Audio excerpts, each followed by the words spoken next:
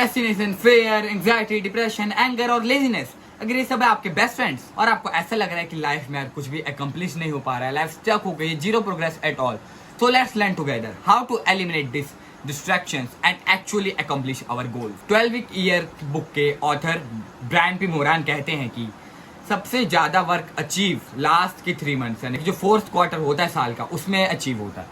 क्यों ऐसा? क्योंकि जब डेडलाइन नजदीक आ जाती है ना किसी भी चीज की, तब वो वर्क सबसे ज्यादा अचीव होता है। और देखिए, ईयर जो एंड होता है वो 31 दिसंबर को एंड होता है, बट किसी किसी के लिए 31 मार्च हो जाता है, और कोई चेंजेस हो जाते हैं, जो बैंक में काम करते हो कोई कम करता है। तो इससे ईयर से कोई लेना देना नहीं इसका कि कब खत्म हो रहा है, इसका लेना देना है एक्चुअली डेडलाइन से, कि जब ये डेडलाइन पास आती है तब भी एक्स्ट्रा एफर्ट लोग लगाते हैं। ऐसा क्यों? इसको 2 एग्जाम्पल से हम लोग अच्छी तरीके से समझते हैं। देखिए, मान लीजिए कि कंपनी है और कंपनी का गोल है कि उसको साल में 12,000 यूनिट्स प्रोड्यूस करने हैं, ठीक है। फरवरी मार्च देखते देखते निकल गया और यूनिट से प्रोड्यूस हुए 2000 पर मंथ। अगर गोल को डिवाइड करें तो 1000 पर मंथ होना था, तो 1000 यूनिट से लैक कर देते। बट एम्प्लॉय भी लाइक अरे आराम करेंगे, बहुत टाइम है, हो जाएगा यार, देखी जाएगी। फिर क्या होता है, ऐसा करते करते 8-9 महीने निकल जाते हैं और फिर देख रहे गोल यार 5-6 हज़ार ही हुए हैं, क्या करे, बहुत दिक्कत है। फिर तब सब लोग अपना एक्टिव करते हैं गॉड मोड, अपनी सुपर पावर जस्ट किडिंग। फिर तब सब लोग अपनी डिस्ट्रैक्शन वगैरह सबसे दूर होकर जो मेन प्रोडक्टिव वर्क है उस पर ध्यान देते हैं एंड अपना पूरा जोर लगा देते हैं, और finally at the end goals को अकम्प्लिश कर लेते हैं। कई बार नहीं कर पाते, but most of the time हो जाता है। वो एंड में जो एफर्ट लगता है ना, वो कहते हैं कि ये एक क्वार्टर, ये एंड की 3 महीने एक तरफ और वो 9 महीने एक तरफ। थोड़ा आप रिलेट नहीं कर पाए अगर, तो एक स्टूडेंट के एग्जांपल समझते हैं। वो बच्चा जो पूरे साल भर नहीं पढ़ता एंड एंड के महीने में आके, जब जनवरी फरवरी जब एग्जाम सर पे आ जाता है, सिर्फ 2 से 3 महीने बचे रहते हैं, तब वो जाके पढ़ाई करता है एंड वो 70, 80 एंड समटाइम्स इवन 90% भी स्कोर कर लेता है। डेडलाइन इतनी खतरनाक चीज है कि जो बच्चे का पढ़ाई में बिल्कुल भी मन नहीं लगता, वो भी एग्जाम के एक दिन पहले पूरी रात भर पढ़ाई कर लेता है। हमने डेडलाइन की पावर तो समझ ली, बट हम इसे किस तरह से यूज करें ताकि हम इससे बेनिफिट ले पाए। पूरा 12 वीक ईयर बुक से इंस्पायर होकर मैंने एक 84 डेज चैलेंज क्रिएट किया है। ये 75 हार्ड चैलेंज ऐसा बिल्कुल भी नहीं है। चैलेंज में 5 से 6 रूल्स थे एंड वो बहुत ज्यादा रिजिड थे, लाइक कस्टमाइजेबल नहीं थे।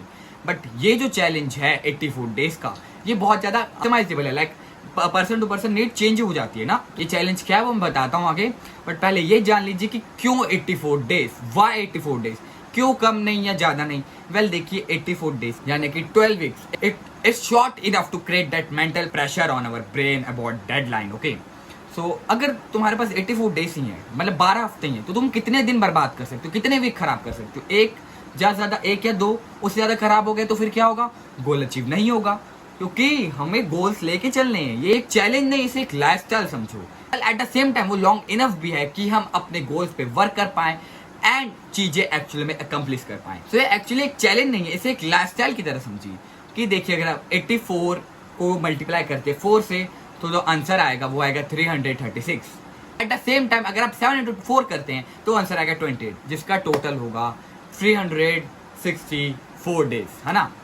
वेल ईयर में एक दिन ज्यादा होगा, अब किसी दिन वो लीप ईयर भी आता है, 2 दिन ज्यादा होते, तो एडजस्ट कर लेना, आप कहीं मौज मस्ती करना। तो हमें क्या करना, सबसे पहले हमें अपना गोल बनाना है एंड को जानना है कि गोल कैसे बनाना है। तो इस चैनल को सब्सक्राइब करके नोटिफिकेशन बेल को ऑन कर दीजिए, क्योंकि कल उस एक डिटेल्ड गाइड आएगी कि हाउ टू क्रिएट गोल्स, ठीक है। फिर सबसे पहले गोल डिसाइड करेंगे, फिर 84 डेज का हमने क्या क्या करना है वो मैं आगे बताऊंगा कि क्या क्या चैलेंज में है। फिर जो है हमें 7 दिन का हम ब्रेक लेंगे, ठीक है। 7 दिन का ब्रेक क्यों? क्योंकि उस समय आपको जर्नल करना, आपको देखना है कि कैसे आपके गोल्स अचीव हुए, क्या अचीव नहीं हुए, क्या आपने जो गोल रखा था कि वो बहुत छोटा था, कि आपका माइंडसेट मतलब ब्रॉड ही नहीं हुआ, मतलब आपकी कैपेसिटी से मान लो 1 लाख कमाने की है ना, आपने गोल रख दिया मुझे 75,000 कमाना है पर मंथ, एंड आपकी कैपेसिटी कितनी 1 लाख, एंड आप पे कितना कमा ले रहे हो, 90,000 ईजिली आपने अचीव कर लिया। तो ये बहुत छोटा गोल हो गया। एंड आप मान लीजिए कि आप 1 लाख ऑलरेडी कमा ले रहे हो, बट आपने गोल रख दिया कि मुझे 1 करोड़ कमाना है 84 डेज में, या 10 लाख कमाना है। तो 84 डेज में हो सकता है, पॉसिबल है, बट बहुत ज्यादा एग्जीक्यूटेड है। तो 1 लाख का आप 4 लाख 5 लाख ऐसे रख सकते हैं कि आपके दिमाग में कोई प्लान है तो उसके अकॉर्डिंग। ओके, फिर इस 7 दिन हमने रेस्ट लेना है, पूरा चेक करना है क्या गोल्स अचीव हुए, क्या नहीं हुआ, जर्नल करना है, और थोड़ा सा वेकेशन पे जा सकते हो। एंड फिर वो ग्रैंड मोड एक्टिव करना है, फिर हमें 84 डेज अपने हाथ उठाने हैं एंड ये लाइफ को बोलना है, I am ready, I am coming for you, and attack कर देना है अपने दोनों हाथों से इस लाइफ पे, क्योंकि लाइफ एंट इजी प्रो। मैं तुम्हें पहले भी कह चुका हूं, बार बार कह रहा हूं और फिर कह रहा हूं कि तुम्हारे पास 2 ऑप्शंस हैं, पेन ऑफ डिस्कम्फर्ट या फिर पेन ऑफ कंफर्ट। अगर तुम हार्ड वर्क करते हो शुरू में तो बहुत दर्द होगा, बहुत सैक्रिफाइस करना पड़ेगा, बट जो उसका फल मिलेगा ना मेरे भाई, इतना मीठा इतना प्यारा मिलेगा कि तुम कहोगे यार मैंने पहले क्यों नहीं किया। वही अगर अभी तुम कंफर्ट में रहते हो, एक्सेस नहीं लेते, 3-4 साल मजा आएगा, हाँ यार पार्टी ये अल्कोहल फ्रेंड्स वगैरह, बट एट द एंड तुम पछताओगे और तुम्हें लगेगा भाई पहले एक्शन लेना था, अब तो मेरा कुछ नहीं रहा, अब मैं क्या करूँ, ऐसा तुम्हें लगेगा। चैलेंज मिल लिया है 4 रूल्स के बारे में एंड कुछ 2 से 3 एडिशनल रूल्स भी हैं जो कि जरूरी हैं इसके साथ। ओके, सो ये 4 चीजें क्या है? नंबर 1 जिम या workout, number 2 book reading and courses, number 3 career related work, number 4 meditation और सेइंग प्रेयर्स टू गॉड। सो ये चैलेंज जो है ये मेरे लिए कैसा होगा वो आप स्क्रीन पे देख सकते हैं।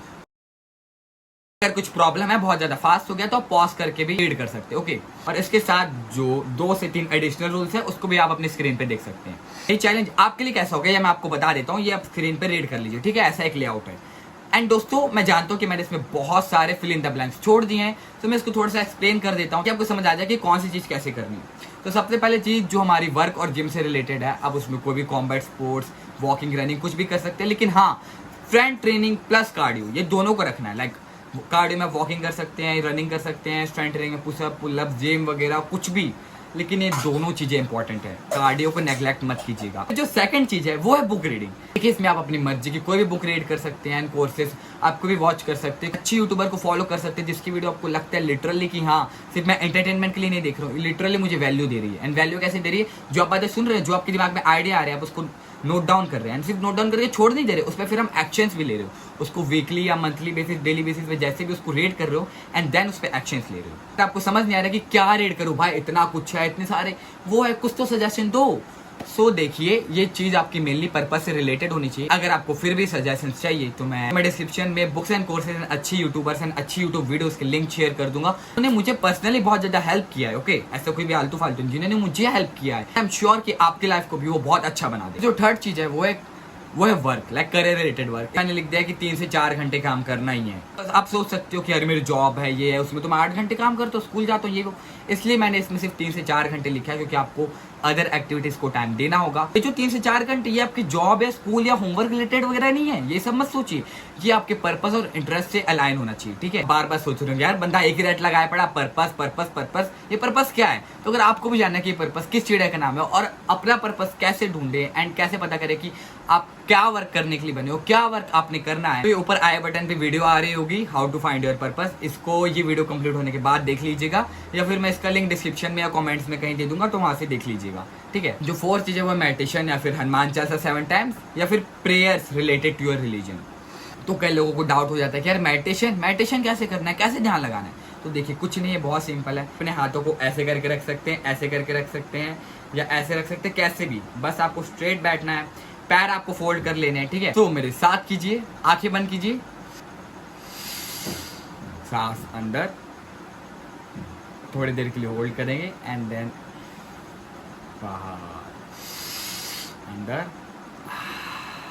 बाहर। माउथ से भी एक्सेल कर सकते हैं, बट इनहेल माउथ से नहीं करना है। एंड इस समय आपको भी बहुत अच्छा फील हो रहा होगा, मुझे तो बहुत मजा ही आ गया भाई, मैंने बस 2 ब्रेथ लिए हैं ना, तो आपको 5 से 10 मिनट करोगे तो कितना अच्छा लगेगा। एंड इस टाइम पे क्या करना है, आपके माइंड में कोई भी थॉट आएगा, ये वो, तो उधर आपका ध्यान भटकेगा, तो आपको अपना ध्यान वापस केंद्रित करना है अपनी सांसों के ऊपर। एंड जो यहाँ पे है ना, ये आंखों के बीच में ऐसे है ना,